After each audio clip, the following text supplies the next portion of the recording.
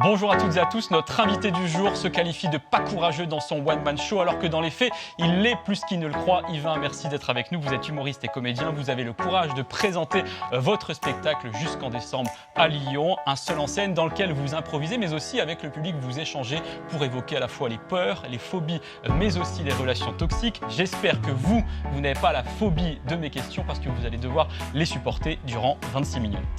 So they say, dance for me, dance for me, dance for me, oh, oh.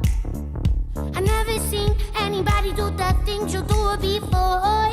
They say, dance for me, dance for me, dance for me, oh, oh.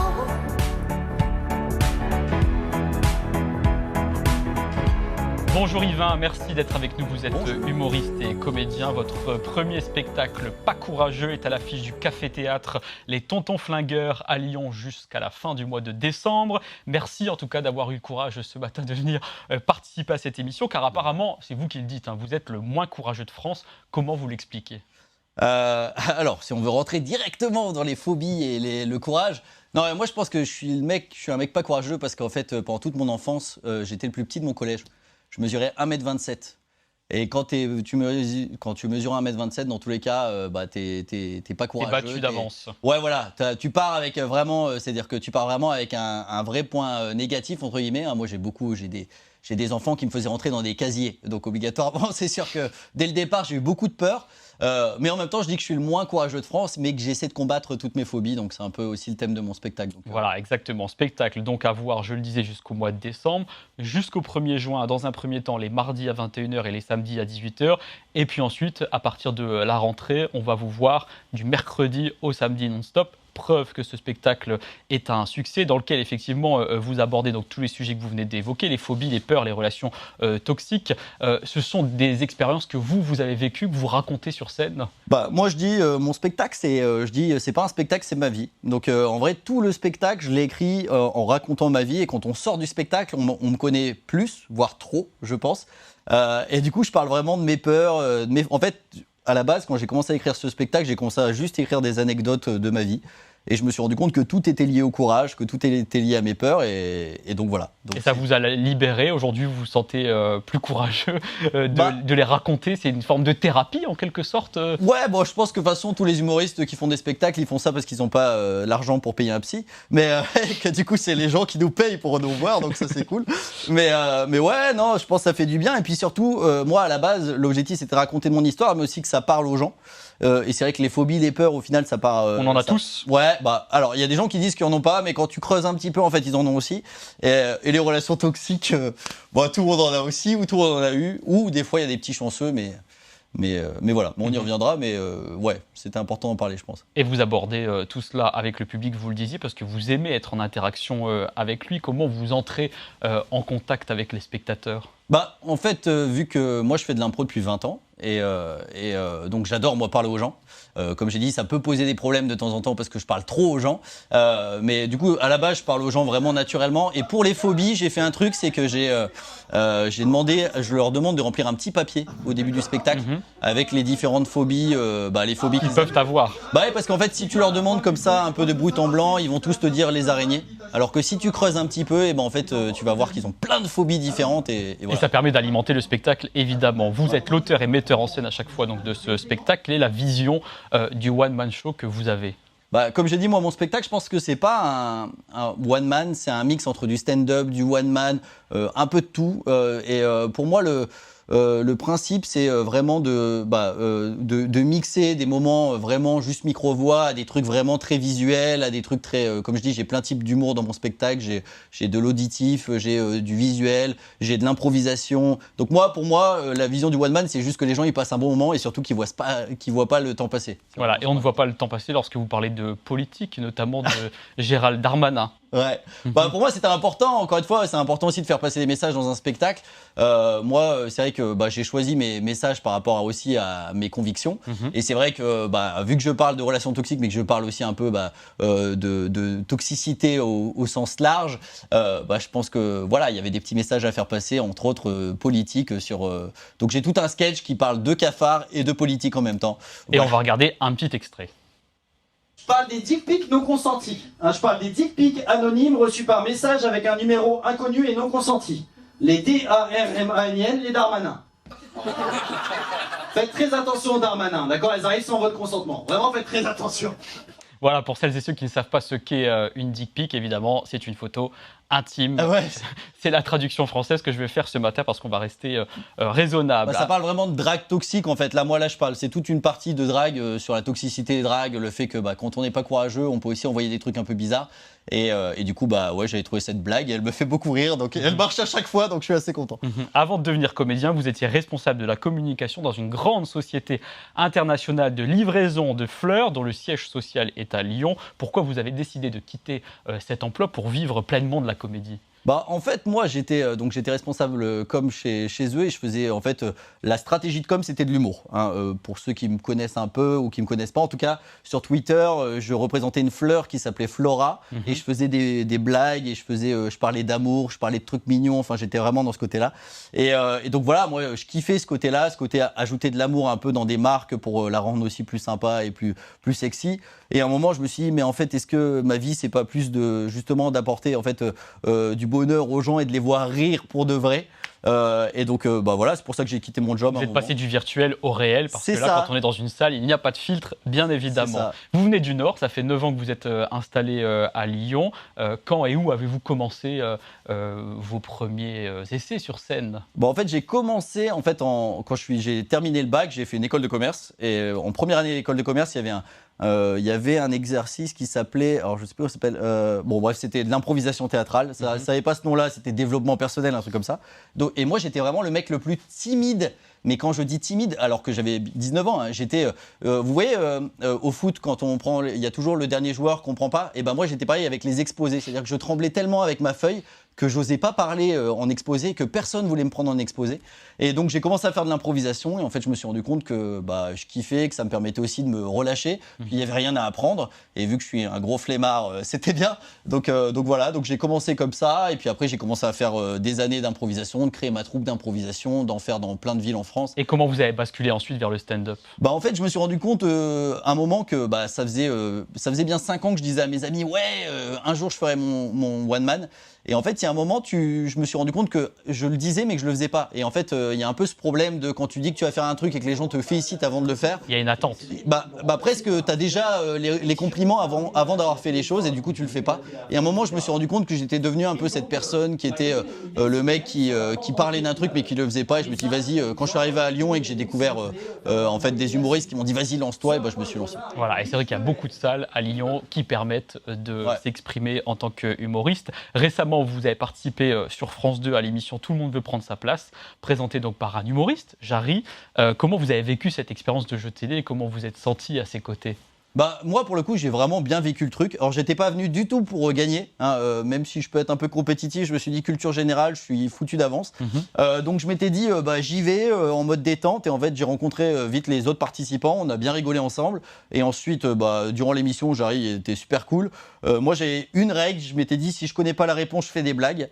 Et c'est ce que vous avez fait tout le temps. Ouais. Non, mais c'est très drôle, c'est que je le raconte parce que c'est toujours drôle, c'est qu'il y a un moment, je connaissais pas la réponse et c'était une réponse cash. Pour ceux qui connaissent pas, il faut dire la réponse, t'as pas de proposition. Et j'ai dit une réponse au hasard et ça a été la bonne réponse. Et c'est vrai que le champion, il a vraiment cru que je faisais semblant d'être bête, alors qu'en fait, c'était vraiment, j'avais vraiment dit le truc au hasard. Voilà, donc très très bon moment. J'avais un peu peur au début parce que studio télé, etc. En fait, très sympa. Comme ce matin, bien évidemment, vous vous sentez à l'aise. Vous n'avez pas fait de rencontre là-bas parce que vous êtes toujours célibataire et je crois que vous aimez beaucoup parler de ce statut. Comment vous le vivez ? Comment on le vit ? On le vit bien. En fait, je parle beaucoup de célibat parce que c'est vrai que déjà quand je travaillais pour une marque, je parlais beaucoup de célibat et c'est vrai que c'est un truc qui m'a beaucoup touché dans ma vie. Et après, je pense que ça touche plein de gens. Et d'ailleurs, dans mon spectacle, je parle aussi bien de célibat que de personnes en couple. Mais il faut voir le spectacle pour comprendre. Et également, ces derniers temps, ce statut de célibataire vous inspire puisque vous analysez les biographies de femmes sur les réseaux de rencontres en leur donnant des notes. Ouais, alors moi l'objectif c'était de pas noter les photos parce que ça se fait pas, d'accord, on note pas le physique. Mais je me suis dit les bios, ça engage personne et en même temps il y a des trucs un peu marrants. C'est-à-dire les descriptions finalement de profil, chacun se présente à sa manière pour essayer de séduire. En fait je me suis dit comment faire pour essayer de faire une petite analyse en me disant est-ce que la bio elle est marrante, est-ce que la bio... Il y a vraiment des bios qui font peur où il y a des gens qui disent bah t'as l'impression qu'ils sont vraiment en train de s'énerver contre les personnes alors que c'est une bio de Ils règlent leur compte, on va dire, de leur passé. Ouais, mais c'est ça. Mais le problème, c'est que toi, t'arrives et tu t'en prends plein la gueule alors que t'as rien fait. Donc je me suis dit, bah ça peut être marrant de juger un peu sans être justement, sans montrer la personne, sans dire, il n'y a pas de truc de physique et dessous. C'est vraiment juste une bio. Moi, ma bio, c'est j'ai déjà combattu un moustique à main nue, donc je suis un mec courageux. Hein, on vient de voir dans la vidéo à l'instant que vous portiez un polo Célibanstein. Vous avez lancé toute une série de vêtements humoristiques autour du célibat, comme là, Célibatman notamment. Ouais. Et, où est-ce que vous trouvez cette inspiration pour essayer de passer certains messages percutants autour du célibat pour qu'il y a beaucoup de millions de Français qui sont célibataires pour que chacun puisse vivre cet état du mieux possible. Bah en vrai c'est assez drôle parce que ça c'était une blague, je l'ai sorti en une journée pour être précis, cette marque de vêtements, je me suis dit ah vas-y j'ai envie de le faire etc, donc je me suis boosté, après j'ai rebossé dessus parce que la première version c'était pas ça, et en fait je me suis rendu compte qu'il y a des gens qui ont acheté les vêtements et qui m'ont dit c'est ouf le nombre de personnes qui viennent me voir avec les vêtements en disant ouais tu l'as acheté où, et en fait ça permet de voir un peu le célibat d'un point de vue positif, c'est-à-dire qu'on n'est plus trop dans le côté c'est vrai que souvent on parle du célibat en disant c'est horrible etc, non il y a des points positifs à être en couple, il y a des points positifs à être célibataire, mais du coup de l'afficher en disant un peu en mode célibatman, je sais que ça a été acheté par plusieurs chauves parce que la blague c'est je suis célibatman parce que je suis chauve et je souris, et ça m'a fait beaucoup plaisir parce que les gens ils ont vraiment ils ont kiffé le concept. Alors c'est pas l'objectif c'est pas de faire de l'argent avec ça, c'est plus que moi ça me fait c'est juste d'interpeller et de faire rire. Ouais, bah moi j'aime bien, ouais, je veux faire un livre de blagues, j'ai un jeu de société que je veux sortir un jour.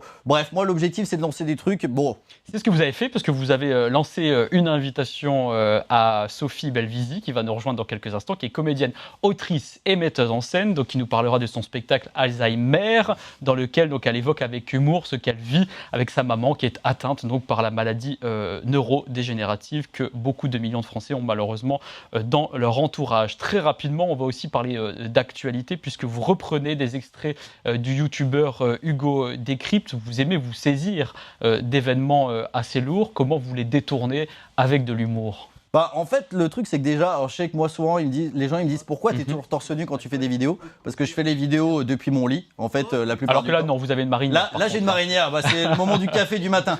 En clair, je regarde l'actu le matin et je me dis est-ce qu'il y a une blague à faire sur ce qui se passe. L'objectif, c'est toujours d'essayer d'être soit dans le côté vraiment autodérision, soit le côté... Il y a des fois, je reprends un peu des actualités fortes parce que je me dis, bah là, il y a des trucs marrants à dire, mais j'essaie de jamais être méchant. Voilà, c'est le seul but dans ma vie. Et tout ce travail a été reconnu l'année dernière, puisqu'en 2023, vous avez remporté le premier prix de la soirée tremplin au festival Bride fait sa comédie. C'est en Savoie. Vous êtes heureux, j'imagine, de cette reconnaissance. Alors, moi, j'ai jamais été très festival de base parce que j'aime pas trop le concept de juger les humoristes les uns par rapport aux autres. Tout simplement parce que je pense que chacun a son humour et qu'en fonction du public, c'est sûr qu'il y a des gens qui vont peut-être plus aimer une personne et puis tu vas aller dans un autre festival, en fait, ils vont plus préférer l'autre en fonction des âges et des goûts. Tout ça, c'est une question de goût, bien évidemment. Voilà, mais pour autant, ça fait toujours plaisir et en même temps, ils m'ont proposé de jouer mon spectacle là-bas et ça me fait encore plus plaisir. Et voilà, et ce qui nous fait plaisir, c'est de découvrir vos goûts ce matin. Il est temps de passer à l'envers du décor. Dance for me, dance for me, dance for me, oh, oh. I never seen anybody do the things you do before. They say, move for me, move for me, move for me, hey, hey. Alors Yvain, je le disais tout à l'heure, cela fait 9 ans que vous êtes installé à Lyon. L'occasion pour vous, au fil de ces années, de découvrir la région Auvergne-Rhône-Alpes. Est-ce qu'il y a un lieu que vous aimez en particulier dans lequel vous allez vous ressourcer ? Bah, moi, je passe ma vie à Vieux-Lyon. Mais vraiment, déjà parce qu'il y a des théâtres, il y a plusieurs théâtres à Vieux-Lyon qui sont super cool. Il y a l'Âne Rouge, il y a le Boui-Boui, enfin, il y a beaucoup de théâtres super cool. Et surtout, après, je sais pas, j'aime bien, j'ai toujours voulu vivre dans un petit truc un peu historique. Et le Vieux-Lyon, alors c'est sûr qu'il y a un moment où il y a plein de touristes, mais il y a aussi plein de moments où il y a personne. Voilà, et moi, il y a un beau patrimoine qui est immuable. Ouais, non, mais c'est magnifique. C'est magnifique. Et l'ambiance le soir à 3h du matin, moi, je kiffe Vieux-Lyon. Vraiment, c'est vraiment... Comment vous qualifiez votre lieu de vie aujourd'hui ?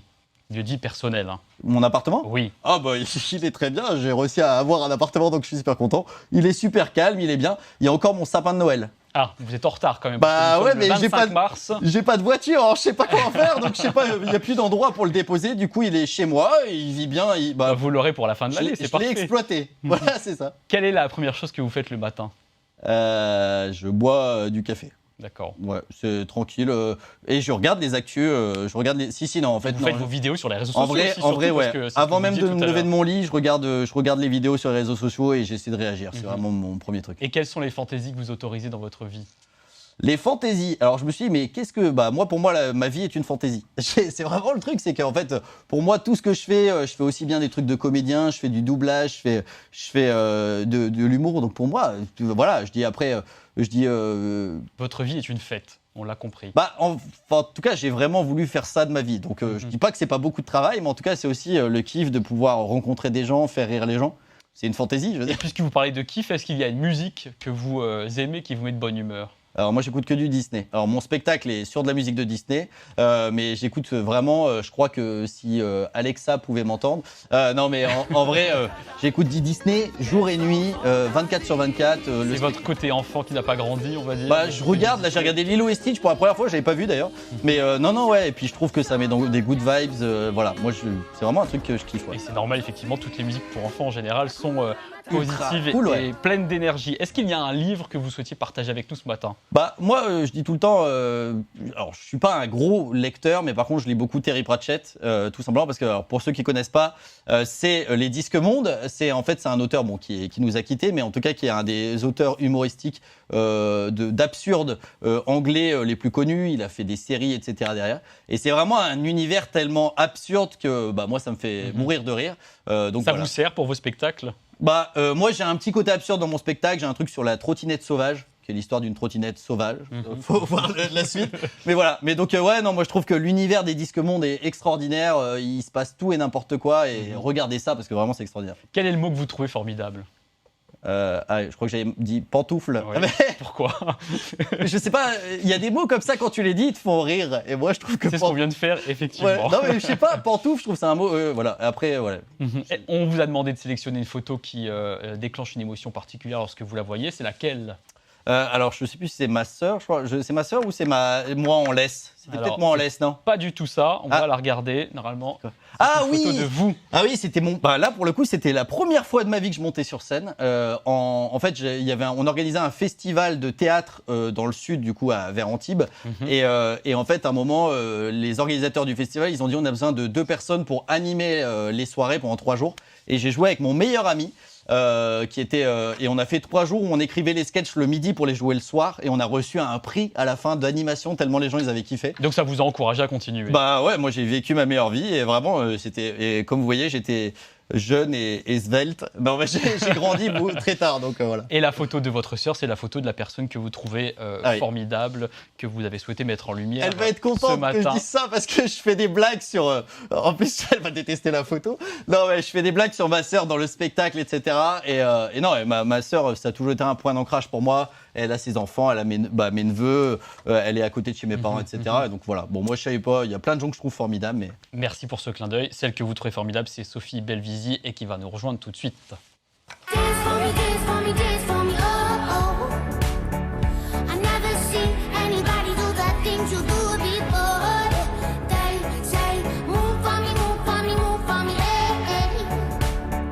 And when you're done, I'll make you. Bonjour Sophie, merci d'être avec nous ce matin. Vous êtes comédienne, autrice, metteuse en scène. Du 12 au 22 juin, vous allez donc jouer votre One Woman Show, je l'ai bien dit, Alzheimer, au Café Théâtre Le Complexe, donc à Lyon.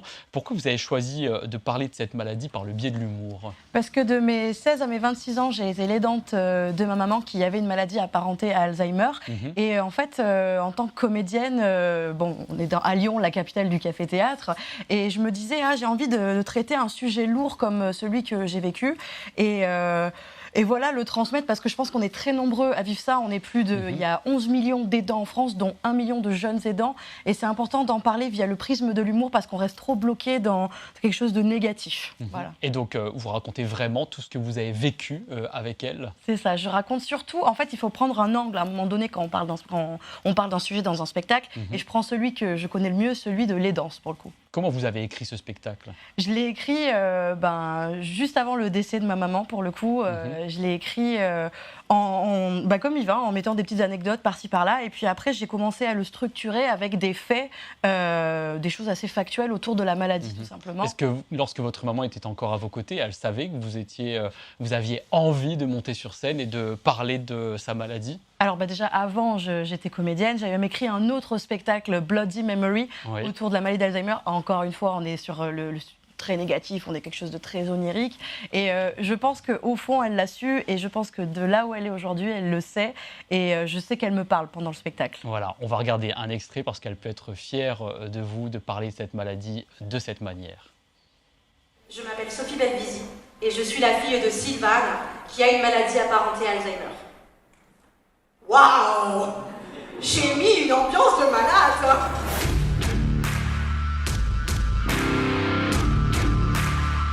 Mais attends, comment est-ce qu'une demoiselle aussi lumineuse peut nous assommer avec un sujet aussi sombre qu'Alzheimer? Le commun des mortels, Alzheimer serait une maladie de vieux à travers laquelle on oublierait des trucs.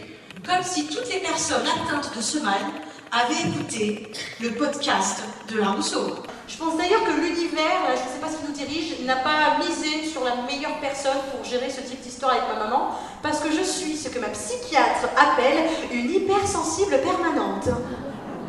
Ouais, sauf que ça tient mieux que chez le coiffeur, et sincèrement, je préférais l'inverse. Autorisez-vous à rire de tout, parce que oui, avec moi ce soir, c'est possible. Il y a un avantage d'être avec que des gens qui ont Alzheimer, enfin. Tous les jours, ils sont des nouveaux potes. Mais oui, et ils peuvent eux-mêmes cacher leurs œufs de Pâques. Alors Sophie, durant le spectacle, vous chantez également pour rendre la maladie et ses conséquences beaucoup plus légères, avec le répertoire notamment de Céline Dion ou encore Francis Cabrel. Tout à l'heure, Mylène Farmer, voilà, vous c'est Disney et vous c'est plutôt la chanson française. Moi, je suis très métal aussi. Hein. Ça vous aide justement de parler de cette maladie à travers la chanson française et à travers ses artistes? Oui, alors déjà de base, il y a beaucoup de chansons dans mon spectacle parce que ma maman avait l'oreille absolue. Je pouvais lui faire écouter le générique de Koh-Lanta, elle me le ressortait à la guitare par exemple. Hein. Du coup, oui, ça me fait du bien et puis ça connecte aussi aux gens parce que tout le monde n'est pas forcément confronté à la maladie d'Alzheimer. Donc forcément, chaque chanson, il se retrouve. Et dans tous les cas, sans parler d'Alzheimer, hein, on est tous les dents de quelqu'un quelque part. Mais effectivement, comment réagit le public? Comment il peut se reconnaître dans votre histoire? Parce que c'est vrai qu'on a quand même plus ou moins tous dans notre entourage quelqu'un qui a cette maladie. Au-delà de cette maladie, comme je disais, on a tous quelqu'un qui est malade, en fait, avec qui on ne sait pas trop comment réagir, mais on ressent les émotions, donc ça leur permet de ressentir vraiment l'émotion, et à la fin du spectacle, on en ressort plus vivant que jamais, et on ose enfin dire aux gens qu'on aime, qu'on les aime. Voilà, vous parlez beaucoup des aidants depuis tout à l'heure, vous avez écrit un livre, L'aidant de la mère, qui va paraître d'ici la fin du printemps grand maximum. Qu'est-ce que vous racontez dans ce livre? Alors, en fait, c'est le spectacle, mais vraiment dans l'intimité la plus profonde de mon accompagnement pour ma maman. Je parle de moi aussi. Je parle pas tant de moi que ça dans le spectacle. Là, je parle vraiment de moi, de notre relation, de notre entourage. Et donc, on est vraiment sur tout cet accompagnement du début à la fin. Dans ce livre. Vous êtes fier de pouvoir être édité et présenter votre parcours en laissant une trace écrite? Oui, c'est un rêve qui se réalise. Hein. Concrètement, moi, j'écris depuis que je suis toute petite. J'écrivais sur les cahiers canson, je faisais une phrase et il y avait un petit dessin dégueulasse à côté. Donc après, il y a eu les petits cahiers clairs. Ça n'est pas vous qui avez dessiné le phare? Alors non, c'est mon amie de toujours, Jeanne Aguilot. Donc je suis très très fière qu'elle ait fait la couverture du livre. Donc oui, je suis très heureuse. C'était avant mes 30 ans, sortir un livre, je suis très contente. Même si ça fait vraiment très peur. Une phobie de parler autant de soi. Et en plus, je suis très contente de le sortir en livre parce que le spectacle, on a beaucoup d'infos. En 1 heure, ça passe très vite. Et au moins, le livre, on peut le lire et le poser quand c'est trop difficile. Voilà. Où est-ce que vous avez appris votre métier de comédienne? Alors moi, j'ai commencé dans le sud de la France. Hein, on est aux opposés, Yvan. Moi, j'ai commencé vers Perpignan. Moi, j'ai grandi là-bas. J'ai fait beaucoup de comédie musicale, surtout dont le chant fait partie. Et ensuite, je suis arrivée à Lyon parce que je voulais vraiment faire ce métier. Et je me suis surtout développée dans les cafés-théâtres. Et comment vous voyez la suite de votre carrière? Alors, le spectacle va encore durer un petit peu, je pense. Je joue également au Rideau Rouge. Je suis comédienne résidente là-bas où on fait des pièces de café-théâtre et j'aimerais beaucoup, beaucoup réintégrer une compagnie de comédie musicale. Comment vous êtes rencontrés tous les deux, Yvain? Parce que c'est votre choix ce matin de mettre en lumière Sophie. Et vous avez bien fait. En fait, c'est un petit monde, l'humour à Lyon. C'est-à-dire qu'on se connaît à peu près tous. Et Sophie, je pense que j'avais dû la rencontrer. En fait, j'organisais des plateaux d'humour et du coup, je l'avais invitée sur un plateau d'humour. Et c'est vrai que on invite un peu différents humoristes sans obligatoirement les connaître de base. Et après, tu fais connaissance avec certains. Certains, tu as des atomes crochus, d'autres, tu en as moins. Et du coup, après, c'est vrai qu'on se voit quand on peut, parce qu'on travaille tous les deux beaucoup. On n'a jamais vu nos spectacles respectifs. Ouais, voilà. Ça, c'est pas normal. Quand après, on a vu des extraits. Ouais, voilà, c'est ça. Il y a des humoristes, par exemple. Grâce à nous, parce qu'on les a diffusés ce matin. Non, mais il y a des humoristes, j'ai jamais vu leur spectacle, mais je les ai tellement vus en plateau que j'ai vu tout leur spectacle en divisé en parties, quoi. Mais moi, je pense justement que ton spectacle en entier, ça n'a rien à voir avec le plateau. Je pense qu'il y a vraiment un fil rouge. C'est qu'il y a une mise en scène, en fait, qui ne peut pas être fait en plateau. Et pareil, moi, mon spectacle, c'est impossible à montrer en plateau. Donc moi, je me rappelle la première fois que tu m'as vu, je faisais un sketch sur ma grand-mère qui venait de décéder. Joyeux. Et du coup, justement, ça t'avait bien plu. Et après, j'étais venue dans tes plateaux. Et puis, on se croise assez souvent. Peut-être qu'un jour, vous vous retrouverez en duo sur scène. On l'espère. Je chante pas. En tout cas, je vais t'apprendre. Vous compléterez. Merci en tout cas à tous les deux d'avoir été avec nous ce matin. Vous êtes formidables. On va se retrouver bien évidemment demain à 10h35 sur France 3 Auvergne-Rhône-Alpes. Soyez au rendez-vous. Merci de votre fidélité et à demain. Anybody do the things you do